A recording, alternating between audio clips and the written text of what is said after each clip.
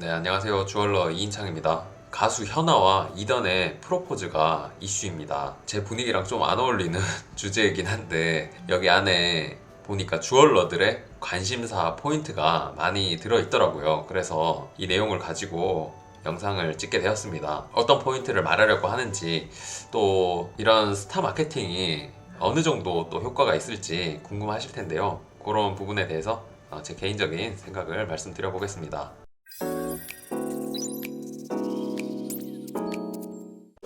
네, 우선 디자인이랑 인스타 피드를 한번 보시면은 이렇게 반지 사진과 함께 이던의 계정에서 메리미 이런 문구가 올라왔고 현아가 이제 오케이 하게 됩니다. 주얼러들이 주목해야 될 건 당연히 반지, 그들의 반지입니다. 이 반지는 이 메인 스톤은 오팔이 세팅이 되었고요. 그리고 서브 스톤 7가지는 컬러 다이아몬드로 세팅이 되었습니다. 딱 보셨을 때 어떨 것 같으세요? 우선은 프로포즈 반지로 많이 쓰지 않는 스타일이다, 커플링으로 많이 하지 않는 스타일이다, 독특하다, 이런 느낌을 받으실 거예요. 근데 이 내막을 제가 좀 보다 보니까 이렇게 한 반지에 대해서 이해가 가고, 또 이걸 제작한 딜리잼스라는 곳도 제가 알게 되면서 요즘 창업하시려는 분들의 어떤 방향과도 잘 맞을 수 있다, 이런 생각이 듭니다. 이 현아 본인이 좋아하는 보석이었대요, 이 오팔이.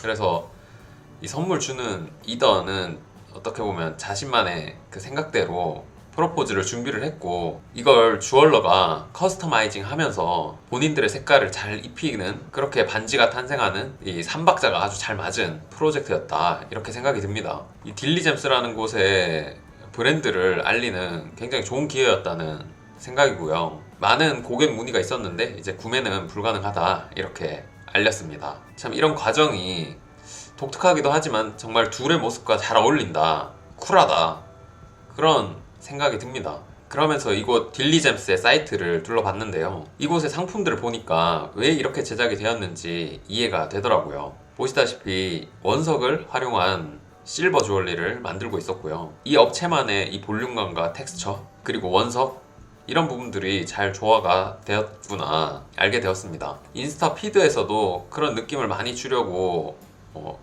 노력한 모습들이 보이고요. 착용하면 힙하다, 센 언니, 럭셔리, 이런 걸 다 잘 담아내고 있는 것 같아요. 처음에 디자인을 봤을 때는 제가 캐드 작업을 했을 거라고 생각을 못했어요. 이렇게 면이 울퉁불퉁 해가지고 캐드 없이 전부 다 핸드로 만들었겠지, 이렇게 생각했는데 자료 중에는 캐드 파일도 볼 수가 있었습니다.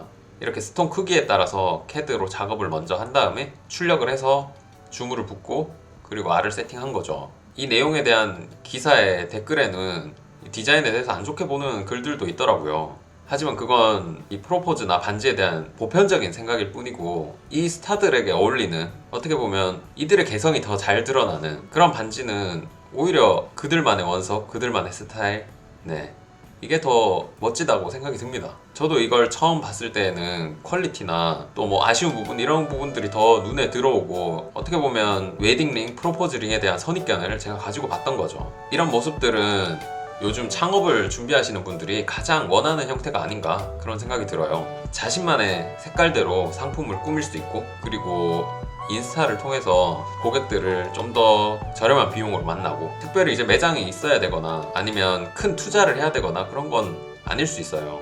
그렇게 본인의 색깔을 알리다 보면 이렇게 유명한 셀럽을 만나기도 하는 것, 이런 게 요즘 창업을 하시는 분들이 상당히 원하는 방향이라 생각이 듭니다. 이런 적은 비용으로 시장에 쿨하게 인정받는 것, 저도 좋은 방법이라고 느끼고요. 하지만 이런 게 이제 좀 조심해야 될 부분이 있습니다. 그 중 하나는 스타 협찬에 대한 어떤 효과에 대한 기대인데요. 저희도 일전에 협찬했던 것들 중에 하나뿐인 내 편이라고 KBS에서 시청률을 49%까지 찍은 대박 드라마가 있어요.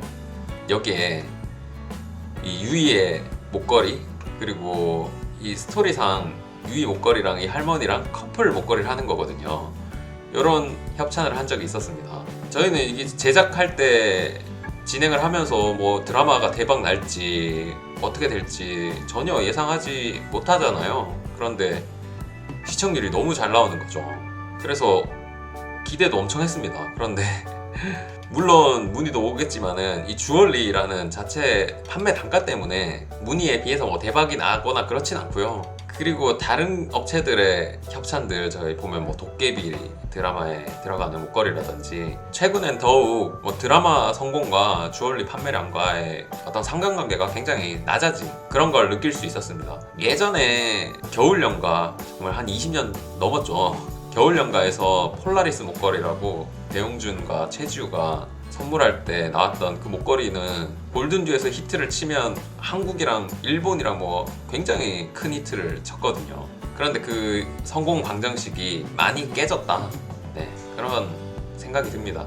그렇다면 이런 협찬에서 상품 자체의 대박을 기대하기보다는 오히려 이 자료를 기간에 상관없이 사용할 수 있도록 허락을 받아 놓는 거, 그것이 정말 중요합니다. 그래야 시간이 지나도 이 브랜드의 자산이 되어주기 때문에 꼭 협상을 하실 때에는 기간에 상관없는 사용권에 대한 협상이 있으면 좋습니다. 뭐 여기 협찬에 대한 영상은 나중에 따로 또 좀 준비를 해보도록 하겠습니다. 아무튼 이 셀럽을 통한 주얼리의 이슈가 계속 되었으면 좋겠습니다. 이던, 현아 결혼을 축하드리고요. 큰 브랜드건 작은 공방이건 어떤 자신만의 색깔을 계속 당당하게 표현하시고 또 셀럽과도 작업을 할 기회를 많이 얻기를 바라겠습니다. 영상은 여기까지입니다. 시청해주셔서 감사합니다.